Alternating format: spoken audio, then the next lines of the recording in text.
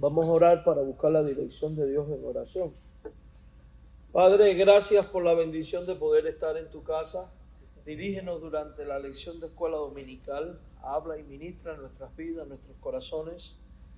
Danos de tu sabiduría. Te necesitamos, Señor. Solo con tu ayuda es posible entender tu palabra y aplicarla a la vida para vivir de tal manera que te honremos en todo. En el nombre de Jesús damos gracias. Amén. Bien, mis hermanos, hoy vamos a la lección número 7. La lección número 7.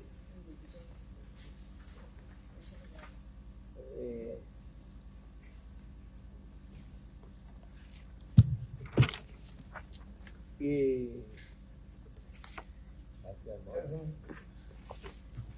vamos a estar en el párrafo 8. Vamos a leer el párrafo. Recuerden, siempre les digo, usted luego en casa puede estudiarlo más a profundidad con todos los textos. Capítulo 1, versículo 8, seguimos estudiando sobre la doctrina de la Escritura. Y bueno, pues nuestro objetivo de hoy es que usted comprenda la importancia de los idiomas originales de la Escritura, la preservación providencial de los textos bíblicos y la necesidad de traducciones fieles para la edificación del cuerpo de Cristo, ¿verdad?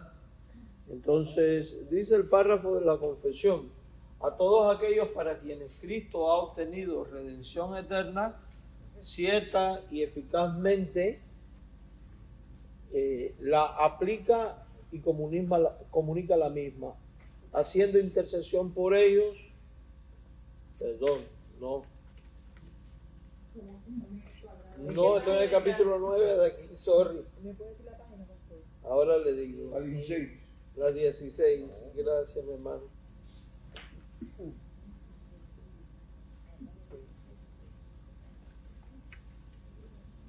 No, es la página 9. Capítulo 1, página 9. El menor tiempo que busqué el capítulo 8. Capítulo, página 8, el 9, el párrafo 8. Ya. Ahora sí. ¿Están todos ahí? Recuerde, luego en casa usted examina todos los textos. Aquí solo vamos a limitarnos a los principales. ¿Todos tienen la confesión?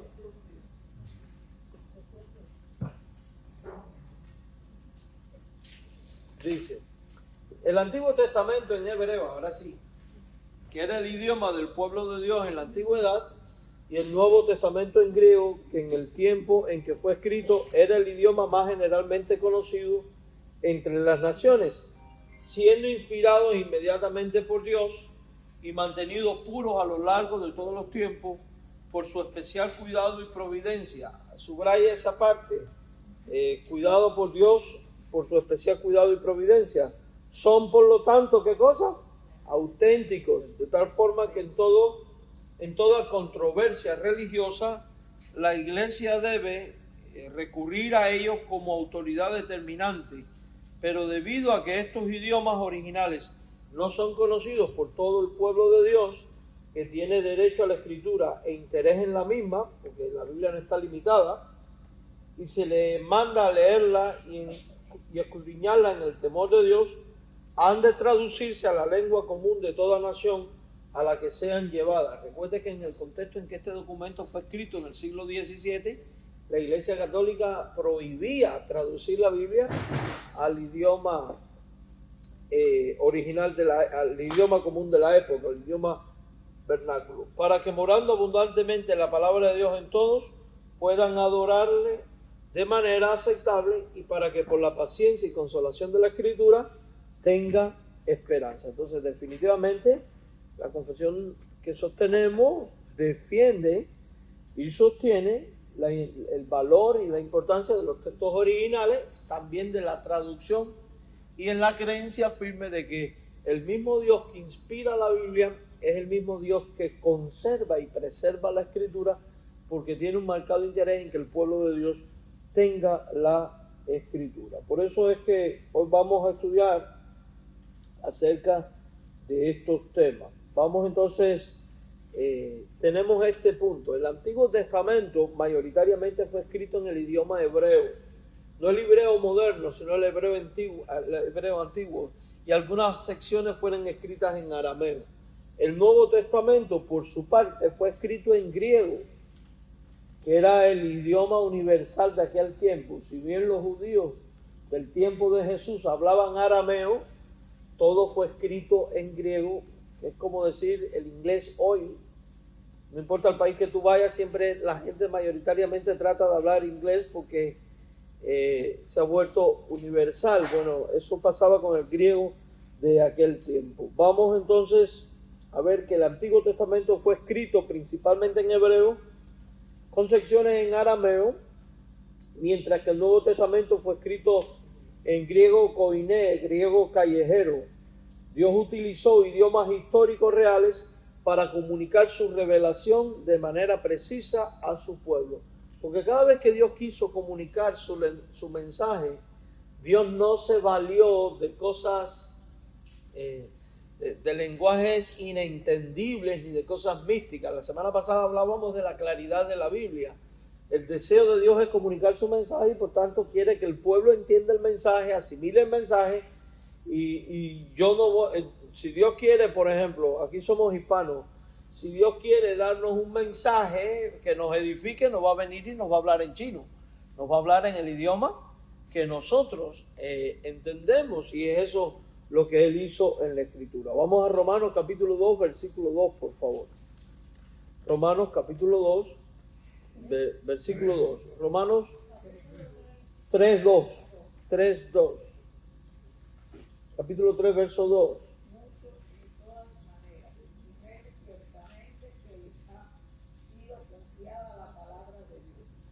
Ahora, fíjense, hablando en todo lo que concierne a la Escritura,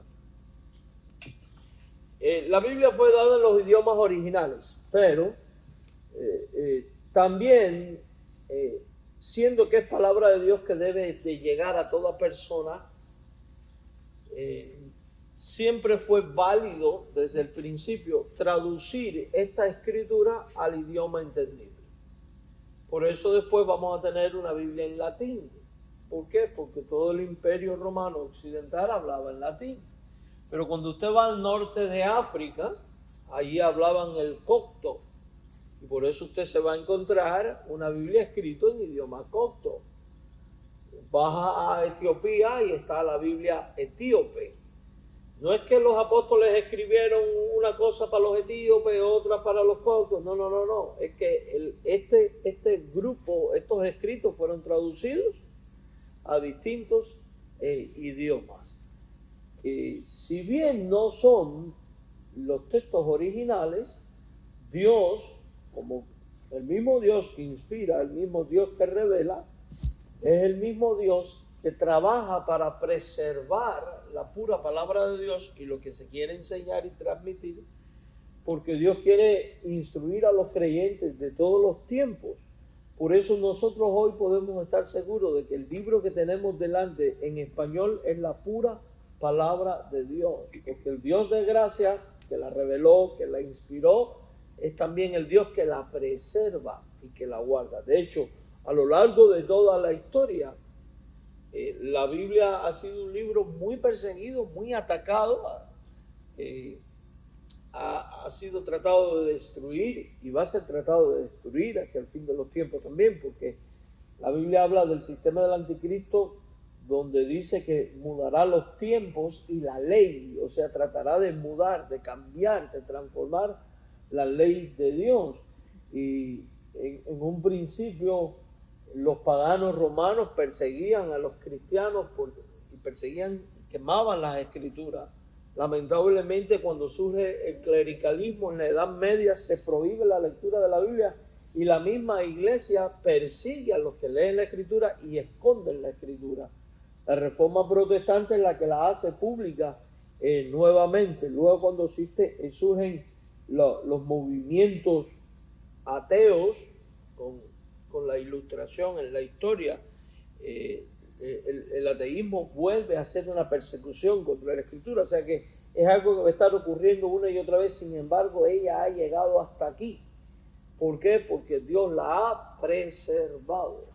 Aunque han habido personas tratando de cambiar su contenido, el hecho de que existan hoy en día miles de textos originales, por ejemplo, se conservan actualmente del Antiguo Testamento arriba de 4.000 manuscritos.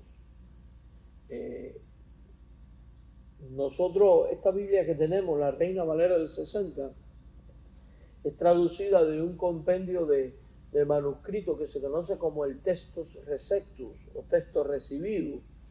Sin embargo, en los años 80 del siglo pasado, en unas cuevas en Palestina se encontró, las cuevas llamadas de Qumran, se encontraron unos beduinos, se encontraron unas vasijas bien grandes llenas de rollos, de pergaminos, y cuando lo abrieron eran pergaminos del Antiguo Testamento que tenían 4.000 años más de antigüedad que los del Textus Receptus.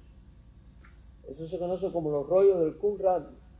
Cuando los abrieron, los limpiaron y compararon los manuscritos del Textus Receptus con los manuscritos de Qumran, las diferencias que habían eran mínimas, eran por puntos, por comas, por números, pero el contenido del cuerpo era exactamente lo mismo. Sobre todo, por ejemplo, el trabajo más extenso se hizo con el libro de Isaías, que es el que más copia tuvo, y es increíble cómo decían exactamente las mismas palabras. Y es que hay un detalle: Dios, los masoretas, que eran los que traducían, los que copiaban la Biblia, eran muy meticulosos, porque si tú y yo fuéramos a copiar para reproducir o traducir, ¿qué haríamos? Palabra por palabra, ¿verdad? No, ellos no hacían así. Ellos cuadriculaban todo. Y en vez de traducir, copiar palabra por palabra, era letra por letra. De tal manera que al contar de arriba abajo y de al lado de la copia, del original a la copia, tenían que dar los mismos cálculos y las mismas letras. Era una cosa, un mundo fascinante, y fue algo diseñado por Dios para preservación de la Escritura. Entonces, el hecho de que la Escritura haya llegado hasta nosotros, este documento que tiene miles de años, es una evidencia de que definitivamente el Espíritu Santo de Dios ha estado trabajando y preservando. Si usted lee el contexto de Romanos 3, el versículo 1 empieza diciendo: ¿qué ventaja tiene el judío? Recuerde que en la iglesia de Roma existe conflicto entre judíos y gentiles. ¿Qué ventaja tiene el judío? ¿O qué aprovecha la circuncisión? Y acto seguido Pablo va a dar una de las ventajas. Dice: mucho, en todas maneras. Primero, y la primera ventaja es que ciertamente que les ha sido confiada la palabra de Dios. Dios los utilizó para traer a la existencia, ¿qué cosa? La Escritura. A ellos les fue confiada en todos los sentidos. No solo les fue revelada, inspirada, sino que les fue confiada la preservación, porque los judíos tenían un sistema muy meticuloso a la hora de copiar los manuscritos. Una de las razones por las que no existen manuscritos muy antiguos es porque eran tan celosos con el libro que cuando empezaba a deteriorarse, ellos hacían una nueva copia y quemaban la anterior, porque ellos creían que la palabra debía de conservarse intacta. Eran muy escrupulosos. Existe una Biblia que se llama la versión de los 70 o Septuaginta. Fue el emperador Marco Aurelio,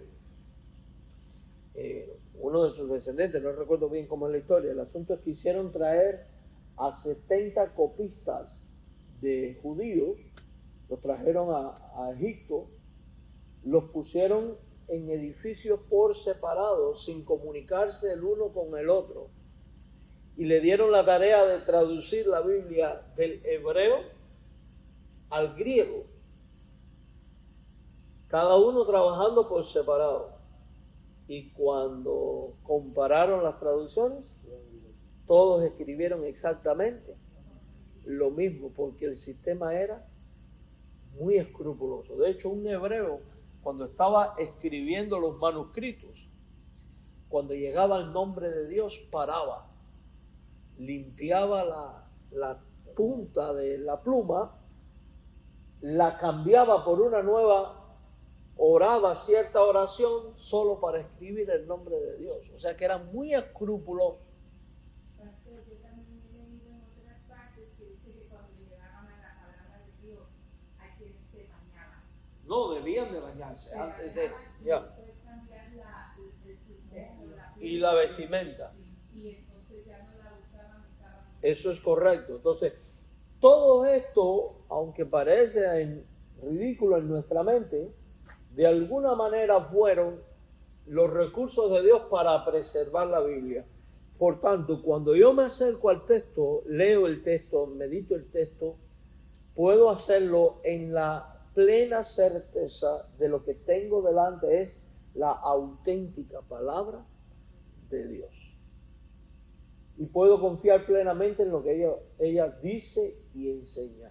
Un libro que es la revelación de Dios, inspirado por Dios, precepado por Dios, para nuestra edificación, para que el hombre de Dios sea perfecto y preparado para toda buena obra, como hemos visto, útil para enseñar, redactar, corregir e instruir en justicia. Entonces, ella viene de los judíos.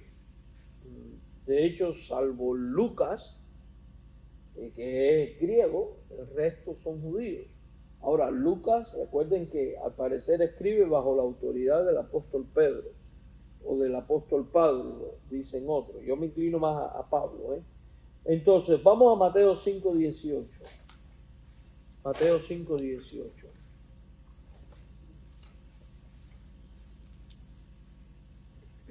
Mateo 5:18.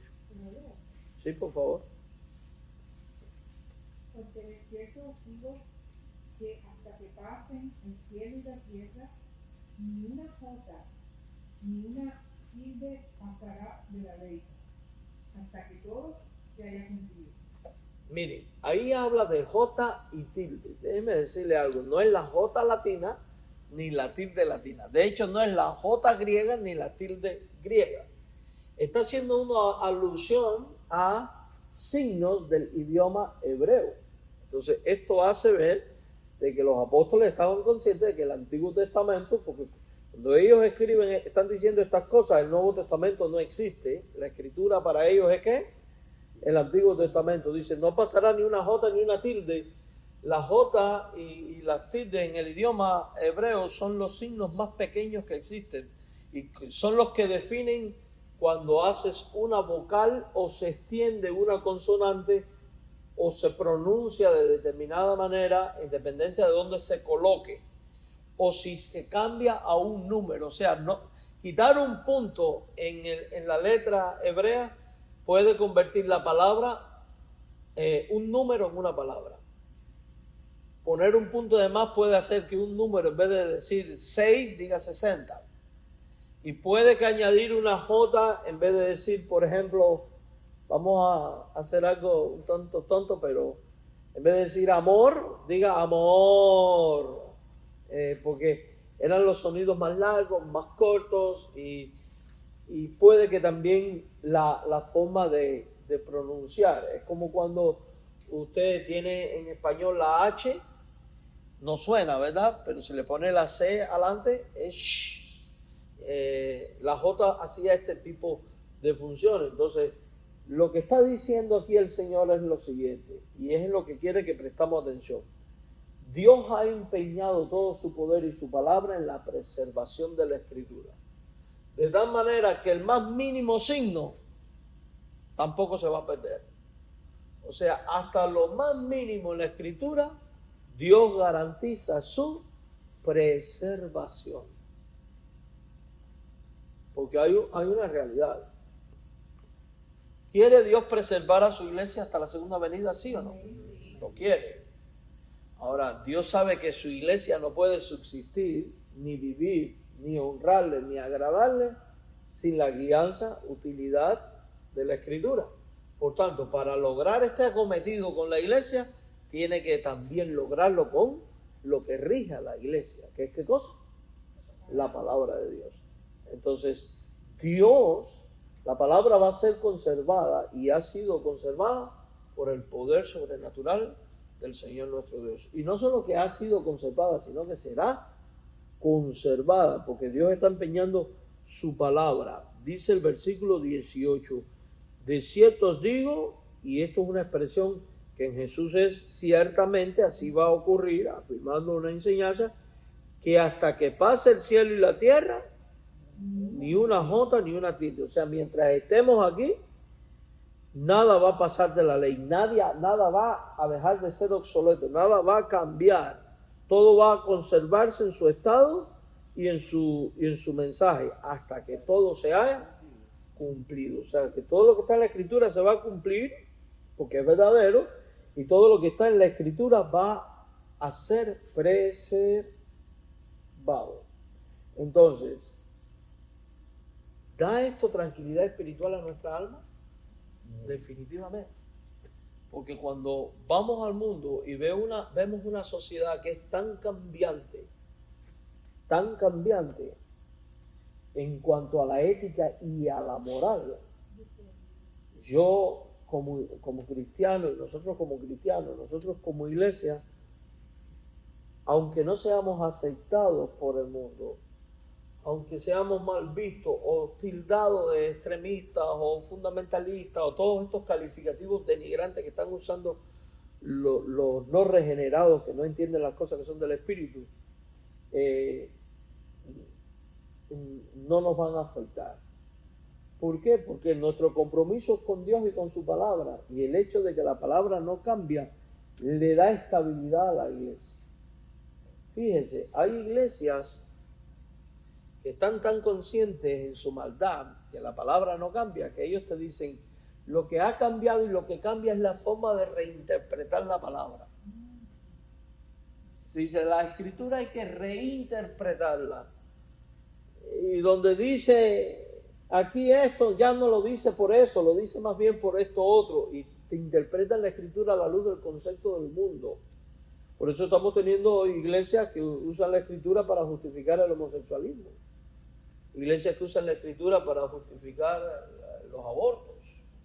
Iglesias que usan la Escritura para justificar el robo armado a mano armada que están habiendo en las iglesias, pidiendo dinero y diezmos y cosas a la gente, y para todo tipo de perversiones. Sin embargo, ustedes han oído hablar aquí del padre, precisamente que lo cogieron con una mujer en la playa hace unos años, que ahora se hizo episcopal, Alberto. El otro día, la semana pasada, vi un mensaje del padre Alberto, bien molesto, incluso estaba muy grosero, hermano, diciendo, el tema era sobre las mujeres pastoras.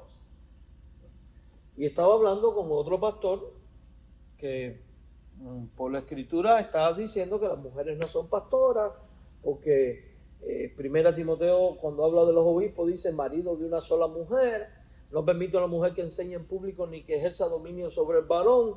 Y este pastor está diciendo que eso no significa que la mujer es un cero a la izquierda ni que carece de valor en la iglesia, sino que el rol de obispo de la iglesia está limitado al varón.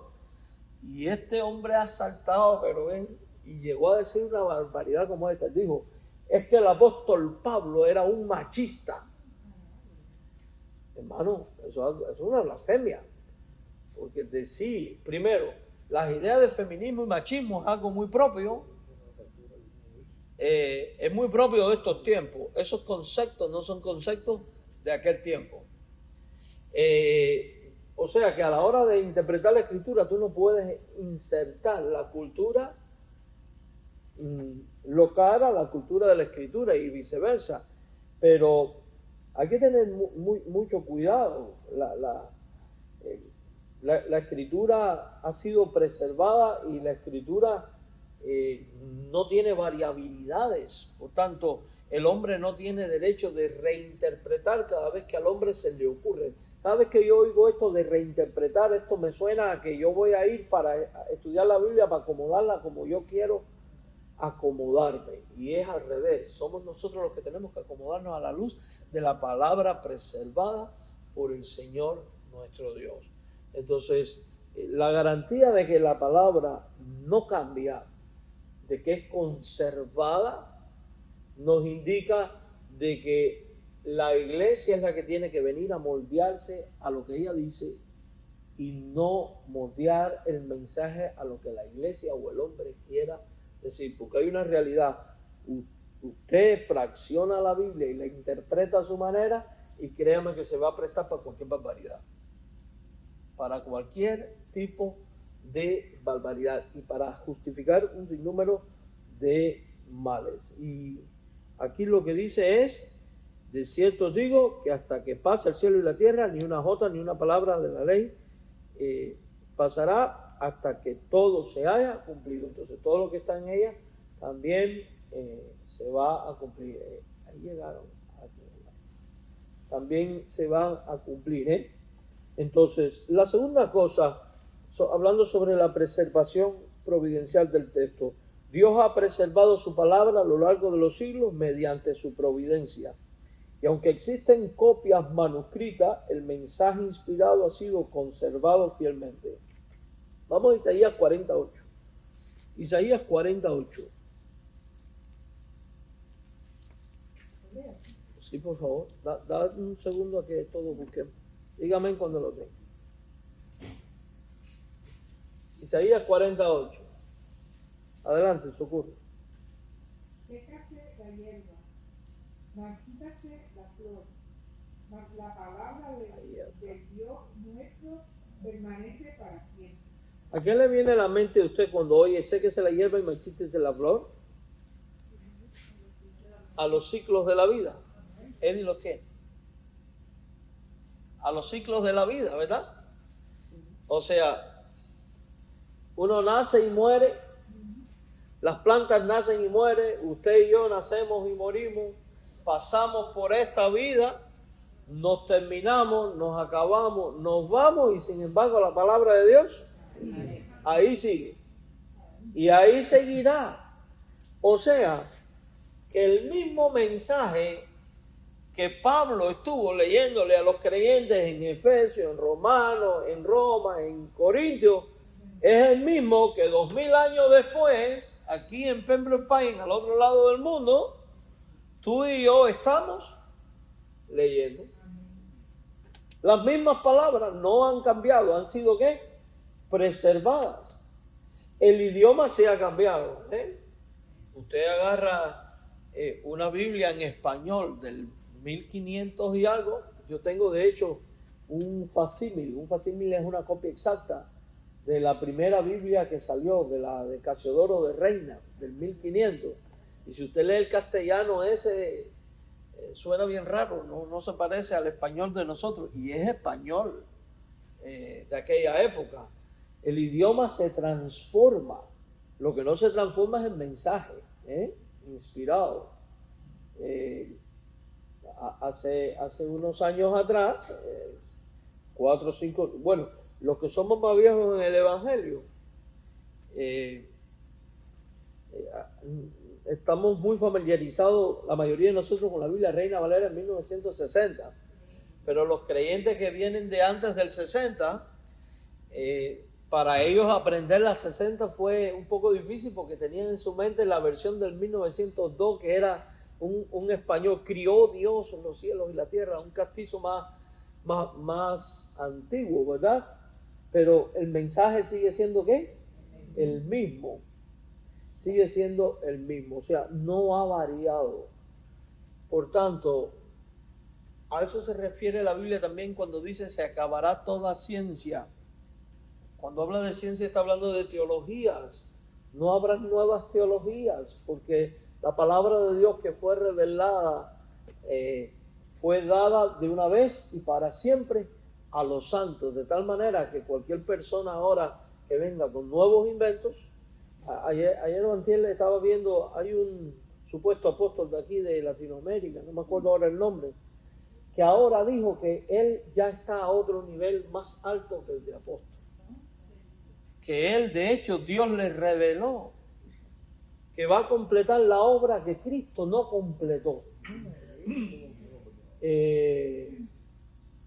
Hermano, no, lo que quedan para decir, Cristo no fue un falsante, yo soy el Cristo verdadero, no es nada.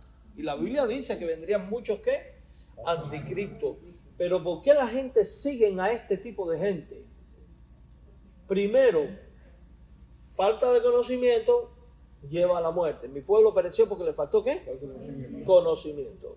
Segundo, abandono de la escritura revelada, inspirada y fiable, para ir a escuchar qué cosa. Sí, muchas cosas son de oír, pero oír la doctrina no de la escritura, sino la de los hombres. No la de la escritura, sino la de demonios.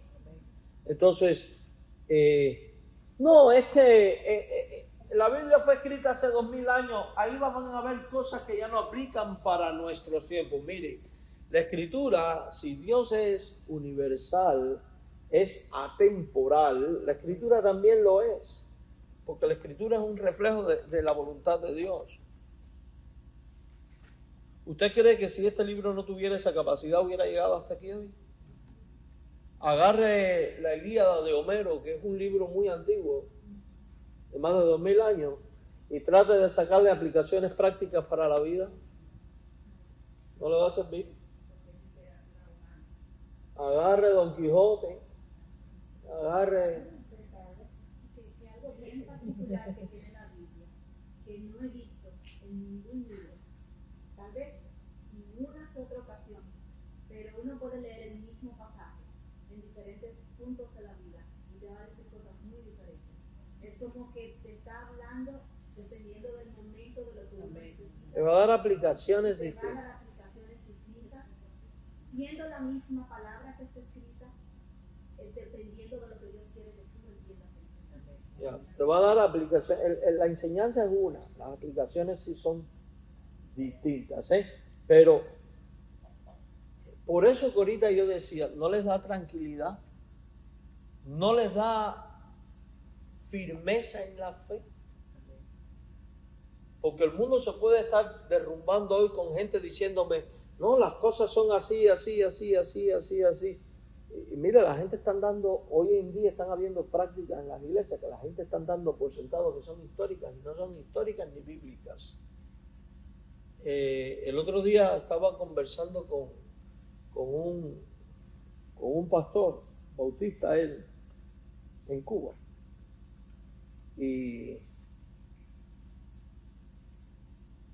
salió el tema. Allá se ha vuelto muy popular el vestir un grupo de muchachas con banderas y que van cantando y van haciendo como una cosa rara ahí que hacen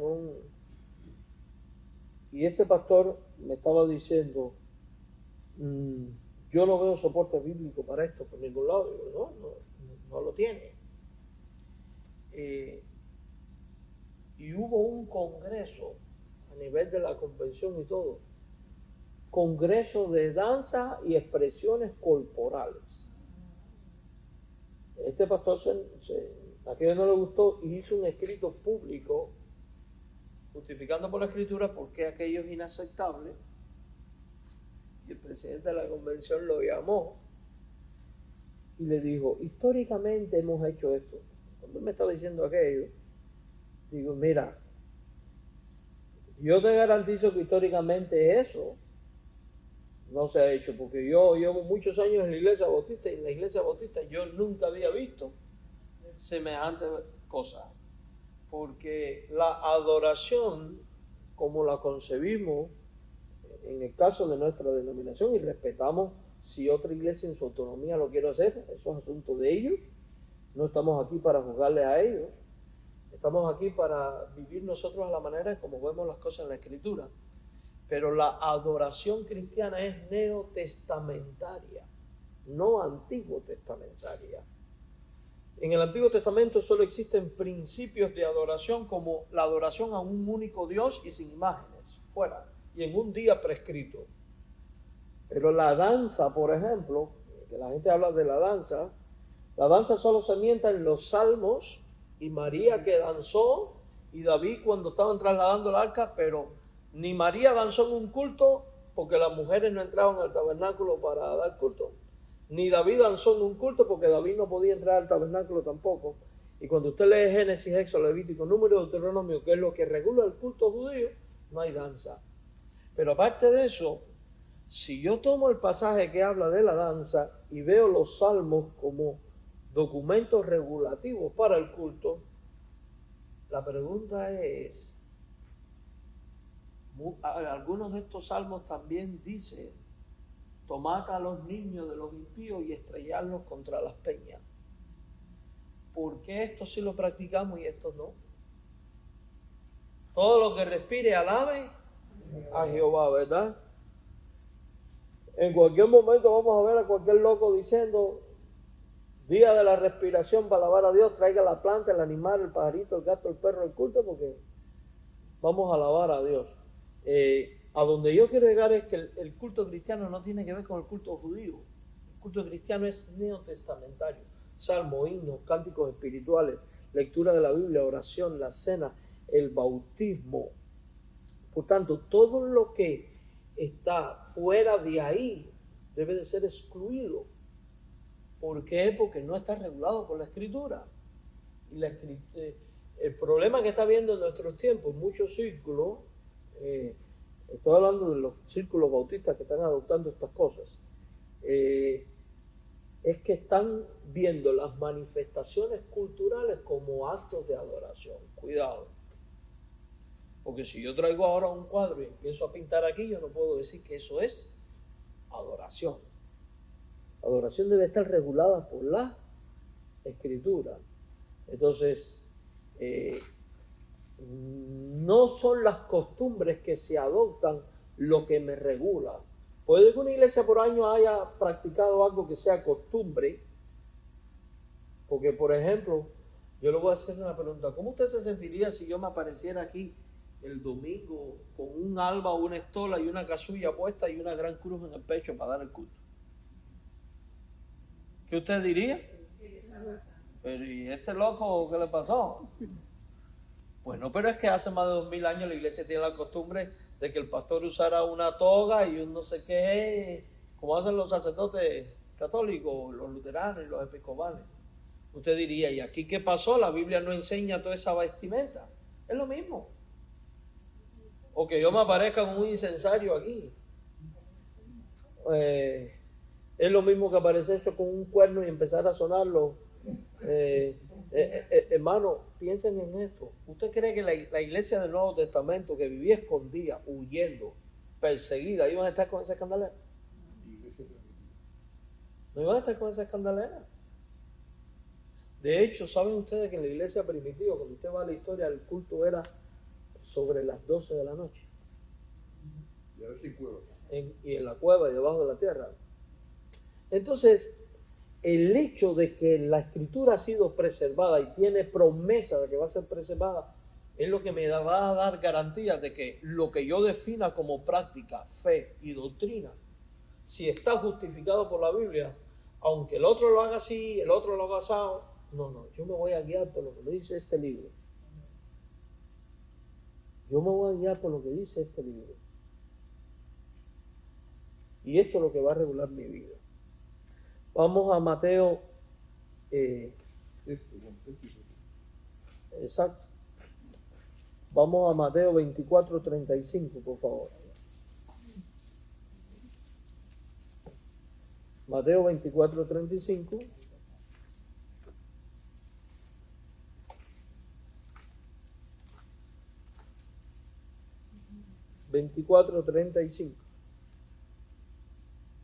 El cielo y la tierra pasarán, pero no pasarán. Bueno, yo creo que ahí no hay que explicar más nada, ¿verdad? Ajá. Vamos a ver ahora en tercer lugar y terminamos la necesidad de las traducciones. Y esto es importante porque lastimosamente, específicamente existen conceptos absurdos. Hubo conceptos absurdos en el pasado y lo sigo viendo hoy, de que la Biblia no se debía traducir. De ahí que algunos, por ejemplo, la Iglesia Católica Apostólica Romana por muchos años prohibió traducir la Biblia al idioma vernáculo, aun cuando la Biblia oficial de ellos, la Vulgata Latina de San Jerónimo, era una traducción, porque la Biblia no fue escrita en latín. Y decían que poner la Biblia en el lenguaje del pueblo era vulgarizar. La Iglesia católica griegas, déjeme le digo, no existe solamente la católica romana, existen 5 tipos de iglesias católicas: la romana, la griega, la copta, la antioquena y la de Jerusalén. Eso se llamaba antiguamente la pentarquía cristiana, que en el año 1011 se dividieron porque el Papa de Roma excomulga al Papa griego, que era Miguel Celulario, y se excomulgaron, y ahí es donde se rompió, y es donde surge el papado oficialmente, el papado romano. Entonces, vamos a Nehemías 8:8, alguien que lo lea. Sí.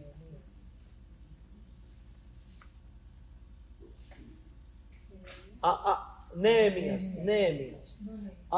Antes de leer aquí, déjenme explicar algo. Recuerde que el tiempo de Nehemías, el Antiguo Testamento estaba escrito en hebreo, ¿verdad? Pero ellos estaban viviendo ¿dónde? En la diáspora. Y el país donde ya toda esta gente se habían criado hablaban caldeo.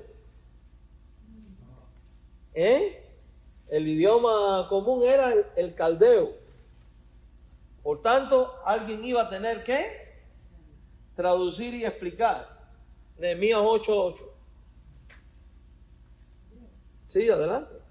Y leían en el libro de la ley de Dios claramente y ponían el sentido, de modo que entendiesen la lectura. Fíjense, tenían que poner ¿qué cosa?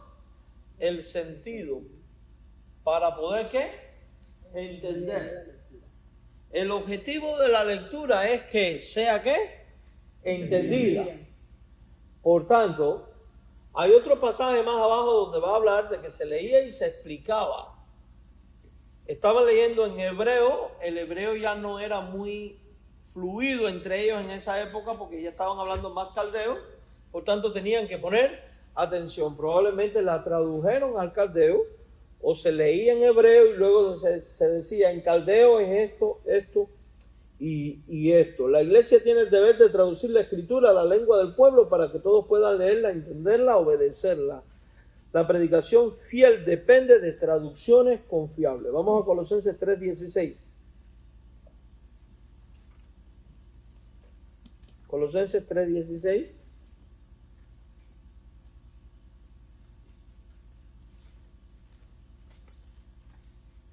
Dice así, lo voy a leer yo entonces.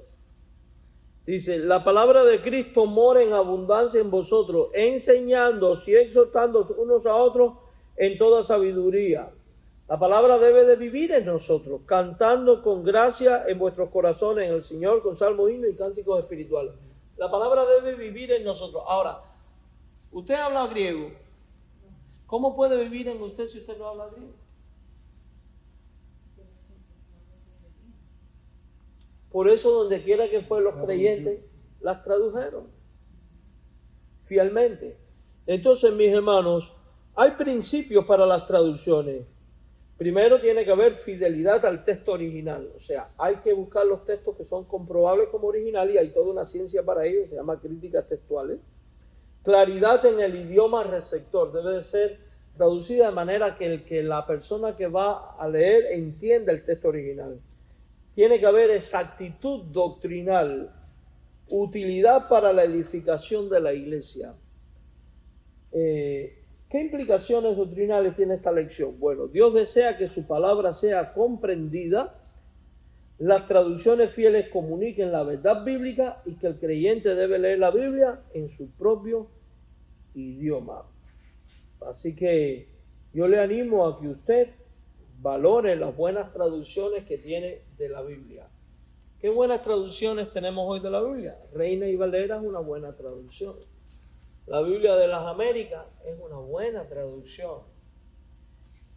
Otras Biblias, Nueva Versión Internacional, no es tan buena, pero no es lo peor de lo peor. Cuidado con las Biblias parafraseadas. Ahí sí saca corriendo. Préndale fuego si te encuentra una. Pero en lo personal, para mí las dos mejores, Reina Valera o de las Américas. Entonces, cuando leemos una Biblia en nuestro idioma, podemos decir, Dios dice, y creemos que es palabra de Dios porque Dios ha actuado para preservar su palabra. Amén. Dios me le bendiga. Tenemos unos minutos antes de empezar el servicio. Sí, mi hermano, adelante, claro. Entonces, cuando en el Evangelio, o sea, en la iglesia, y con todo respeto, no estoy criticando, no quiero ganar conocimiento, No, mi hermano. eso que estaba en lengua, ¿qué que estaba hablando en lengua? Es muy buena pregunta. Hechos capítulo 2. Primero, la palabra lengua en griega significa idiomas. Y en Hechos capítulo 2 dice, nosotros les oímos oír en nuestro propio idioma. Hablan caldeo, partos, medas, alamitas y todo lo que estamos aquí. O sea, no eran unas palabras disonantes. El concepto que surge a posteriori del pentecostalismo, y digo a posteriori porque cuando usted lee las teologías de Perlman, que fue el primer teólogo pentecostal, él no creía en lo que hoy después le llaman lenguas angelicales. De hecho, parte de una historia un tanto triste o de fracaso que ocurrió con el naciente pentecostalismo en 1906 fue que enviaron una serie de misioneros a la India diciendo de que Dios le iba a dar el idioma y tuvieron que regresar porque no ocurrió. En el Pentecostés dice que eran idiomas que todos entendían. Y el texto de 1 Corintios 13, el versículo 1, cuando dice, si yo hablo lenguas humanas y angelicales, Pablo está usando una metáfora, no está dando una disertación no está diciendo, esta es la lengua de los ángeles, porque si fuéramos a hablar de lenguas angelicales, siempre los ángeles hablaron en el idioma que la gente entendía. Entonces lo que está diciendo, si yo hablo la lengua de los ángeles, si hablara como hablan los ángeles en el cielo, pero no amo, no me sirve absolutamente de nada. Entonces, el tema no es tanto la lengua como como la capacidad de amar. Luego en el capítulo 14, él va a hablar al respecto y va a decir, tantos idiomas hay en el mundo y ninguno carece de significado. O sea, que definitivamente Pablo tiene en mente que son idiomas conocidos. Y dice, y en la congregación hablen uno, hablen dos, lo más tres, y por turno. Y si hay intérprete, si no hay intérprete, cae en la congregación y hable para sí. Ahora, ¿es un don? Sí. ¿Es un don sobrenatural? También.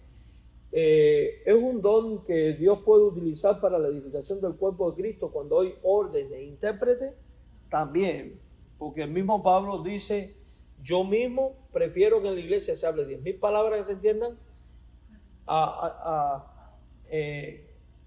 palabras que se entiendan en comparación con miles que no se entiendan. Pero al final dice, mas no prohibáis hablar en lengua. Entonces, hoy en día, muchas iglesias dicen, el don de lengua ya no está vigente, cesó. Eso es muy ambiguo, porque no hay un punto en el que diga la Escritura, ya se paró. Pero al mismo tiempo, y yo así lo creo, y respeto al que cree que cesó, claro. 1 Corintios 13:8 sí hablaba de que iba a perder el uso. Pero al mismo tiempo no creo que lo que está ocurriendo en muchos lugares hoy en día, lo que le llaman lengua, sean las lenguas de la Biblia.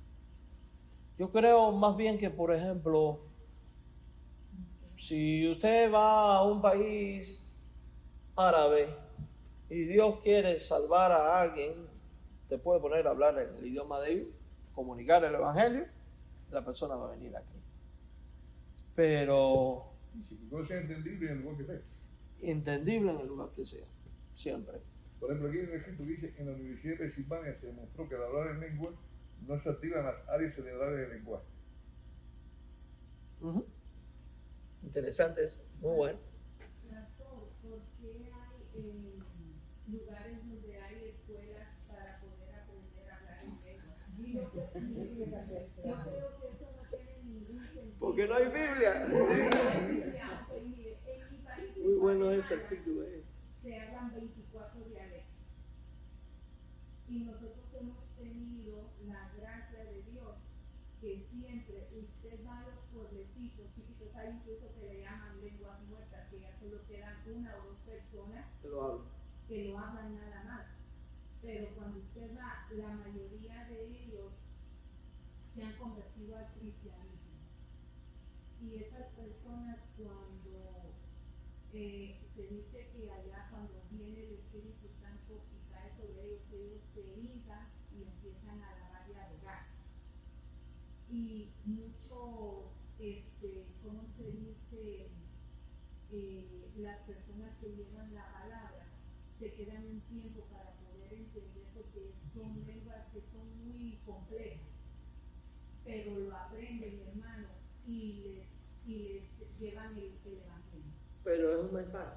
Es Es un mensaje. idioma aprendido, que es distinto. Sí, porque Es distinto. Por otro lado, también este tipo de lengua inentendible no es una práctica exclusiva que dicho sea de paso, es una práctica del cristianismo moderno. Empezó en finales del siglo XX, anterior al siglo XX. En los registros históricos, el último que lo había practicado fue un hereje que se llamaba Montano, donde surge el montanismo. Montano no creía en la Trinidad. Montano llegó a decir que él era el Padre y tenía dos mujeres, y la una era el Espíritu Santo y la otra el Hijo. Por ejemplo, los mormones practican el hablar en lengua, los católicos practican el hablar. Esto se convirtió en un movimiento que después fue sistematizado, pero estoy hablando de el hablar en la forma desconocida. Por ejemplo, está comprobado que todas las religiones donde por medio de la música la persona entra en una especie de éxtasis o trance, como el Kundalini en el hindú, como el santo montado en la Choruba, y en algunos casos dentro del pentecostalismo, donde están expuestos a música muy intensa y después música muy suave, la persona pierde los sentidos y empieza a hablar sí. Pero también dice que el bautismo, que eso es una muestra del bautismo del Espíritu Santo. Que no tiene soporte ¿Tiene bíblico. soporte bíblico? Ninguno. Ninguno, ahí sí, cero. De hecho, hace poco estábamos hablando, no me acuerdo con quién, sobre eso, porque y disculpe que nos estemos atrasando un poquitillo, pero vale la pena. Algo que ocurre es esto: los hermanos pentecostales, una cosa que repiten una y otra vez: los bautistas no creen en el bautismo del Espíritu Santo. Nada más lejos de la verdad que eso. Los bautistas creemos que cuando usted cree en Cristo como Señor y Salvador, el Espíritu Santo viene y muere en usted. Que no es para unos sí, para otros no, es para todos. Que la evidencia de hablar en lengua no es señal de bautismo del Espíritu Santo, porque eso es un don. Cuando el Espíritu cayó en Jerusalén, dijo: esto que vosotros ven es para ustedes, para vuestros hijos, para todos aquellos cuanto el Señor nuestro Dios llamare. Tenemos 5 minutos y empezamos el culto. Gracias, mis hermanos.